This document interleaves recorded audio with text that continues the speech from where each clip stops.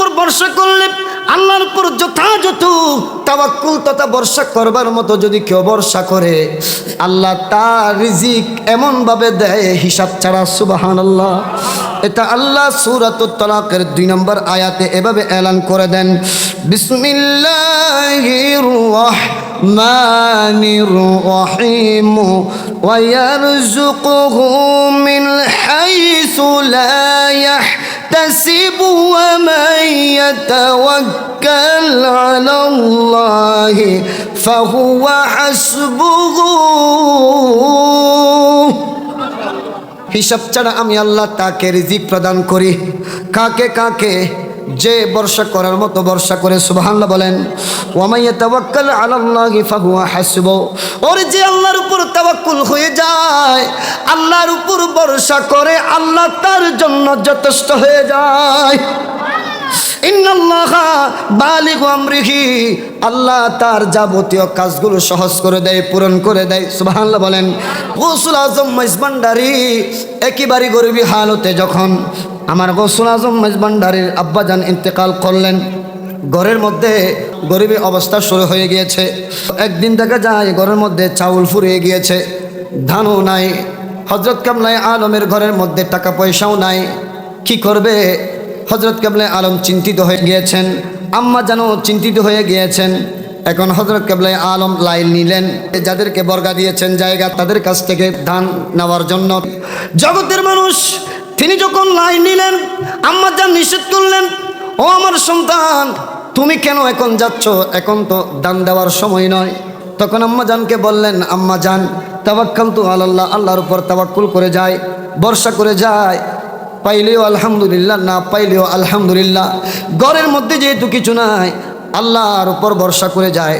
গেলেন, যাদেরকে বর্গা দিলেন তাদের কাছে, দেখা যায় তারা বলল, হুজুর, আমাদের ধানগুলো তো আজও আমরা খেটে আনি নাই, এগুলো শুকাই নাই, এগুলো কেটে এনে যদি শুকাতাম আপনাকে দিতাম। ওই মুহূর্তেও হযরত কেবলা আলম বিন্দু পরিমাণ টেনশন করেন নাই। সুবহানাল্লাহ বলেন। কারণ তিনি তো ওই জাতে পাক যিনি 6 বছর বয়সে আল্লাহ চিনেছেন। সুবহানাল্লাহ বলেন। আল্লাহর প্রেম, আল্লাহর মোহব্বত যার অন্তরে ছিল, এই হযরত কেবলা আলম বরাবর তাওয়াক্কুল, বরাবর ভরসা আল্লাহর উপর যথাযথ করে আবার ওয়াফেজ ঘরের মধ্যে ফিরে গেলেন। সুবহানাল্লাহ বলেন। ঘরের মধ্যে ফিরে যাওয়ার পর কালামুল্লাহ শরীফের আয়াতের সূরাতুত তালাক 2 নম্বর আয়াতের শান যেন হযরত কেবলা আলমের উপর ছড়িয়ে পড়ল। সুবহানাল্লাহ বলেন।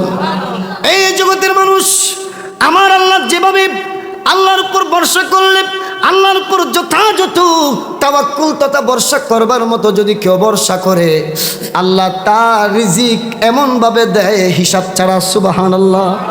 এটা আল্লাহ সূরাতুত তালাকের 2 নম্বর আয়াতে এভাবে এলান করে দেন, বিসমিল্লাহির রাহমানির রহিম ওয়া ইয়ারযুকুহু মিন হাইসু লা ইয়াহতাসিবু ওয়া মান ইয়াতাওয়াক্কাল আলাল্লাহি ফাহুয়া হাসবুহু। হিসাব ছাড়া আমি আল্লাহ তাকে রিজিক প্রদান করি। কাকে কাকে? যে ভরসা করার মতো ভরসা করে। সুবহানাল্লাহ বলেন। ওয়া মান ইয়াতাওয়াক্কাল আলাল্লাহি ফাহুয়া হাসবুহু। ওর যে আল্লাহর উপর তাওয়াক্কুল হয়ে যায়, আল্লাহর উপর ভরসা করে, আল্লাহ তার জন্য যথেষ্ট হয়ে যায়। ইন্নাল্লাহা বালিগু আমরিহি। আল্লাহ তার যাবতীয় কাজগুলো সহজ করে দেয়, পূরণ করে দেয়। সুবহানাল্লাহ বলেন। ওয়া ইয়ারযুকুহু মিন হাইসু লা ইয়াহতাসিব। আল্লাহ বলছেন হিসাব ছাড়া। ঠিক তেমনি ভাবে হযরত কেবলা আলম এই জায়গার মধ্যে যথাযথভাবে আল্লাহর উপর ভরসা করেছেন। সুবহানাল্লাহ বলেন।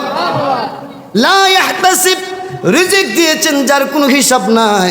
আল্লাহ এমন ভাবে রিজিকের ব্যবস্থা করে দিয়েছেন, রিজিক দিতে দিতে দিতে দিতে হযরত কেবলা আলম গিয়েছেন ঘরের মধ্যে খালি হাতে। ওই রাতে ওই এলাকার একজন ধনাঢ্য ব্যক্তিকে স্বপ্নে দেখাচ্ছেন, সে অনেক পেরেশানির মধ্যে ছিল। স্বপ্নের মধ্যে দেখাচ্ছেন, তোমার পেরেশানি দূরীভূত হয়ে যাবে, তুমি আগামীকাল যদি মৌলানা সাহেবের বাড়ির মধ্যে 50 হাড়ি ধান নিয়ে যেতে পারো, যদি ধান নিয়ে যাও তোমার আশা পূর্ণ হয়ে যাবে, মুসিবত দূরীভূত হয়ে যাবে। পরের দিন ওই ধনাঢ্য ব্যক্তি দেরি করলেন না, চলে গেলেন 50 আরি দান নিয়ে। 50 আরি দান নিয়ে যখন হযরত কিবলা আলমের দরবারে গেলেন, তার আশার সাথে সাথে পূর্ণ হলো, বিপদ দূরীভূত হয়ে গেল। তার জবান থেকে এই অলৌকিকতা শুনে ওই এলাকার মানুষেরা পাগল পারা হয়ে গেল হযরত কিবলা আলমের জন্য। তখন থেকে শুরু হলো হযরত কিবলা আলমের দরবারে জিনিস নিয়ে যাওয়া। সুবহানাল্লাহ বলেন। দেখেন, একবার তাওয়াক্কুল করেছেন, একবার হাদিসে পাকের মধ্যে আমার দয়াল নবী এটাই বলেছেন। হযরতে ওমর রাদিয়াল্লাহু তাআলা আনহু তিনি বলেন, আমি আমার দয়াল নবীকে বলতে শুনেছি, লাউ আন্নাকুম তাওয়াক্কুলুনা আলাল্লাহি হাক্কা তাওয়াক্কুলিহি, কেউ যদি আল্লাহর উপর তাওয়াক্কুল তথা ভরসা করবার মতো ভরসা করে, লা রাযাকাকুম কামা ইয়ারযুকুত তায়রু তাগদু হিমাসান ওয়া তারুউ বিতানা। সুবহানাল্লাহ। পাখিকে আমার আল্লাহ যেভাবে কোনো হিসাব ছাড়াই রিজিক দেয়, পাখি যেভাবে সকালে খালি পেটে বের হয়, সন্ধ্যায় ভরা পেটে ঘরের মধ্যে বাসার মধ্যে প্রবেশ করে, ঠিক তেমনিভাবে আল্লাহর বান্দাদের মধ্য থেকে কেউ যদি আল্লাহর উপর ভরসা করার মতো ভরসা করবে, আল্লাহ পাক তাকে পাখির মতো বিনা হিসাবে রিজিক দিবে। একেবারে হিসাব ছাড়াই আল্লাহ রিজিকের ব্যবস্থা করে দিবে। প্র্যাকটিক্যালি ভাবে আমরা এটা হযরত কিবলা আলমের জিন্দেগির মধ্যে দেখতে পাই। সুবহানাল্লাহ বলেন। তখন থেকে হযরত কিবলা আলমের দরবার আর গরিবী দরবার নাই, এটা দরবারে ভান্ডার হয়ে গেল। একেবারে মাইজ ভান্ডার, বলেন মাইজ ভান্ডার হয়ে গেল।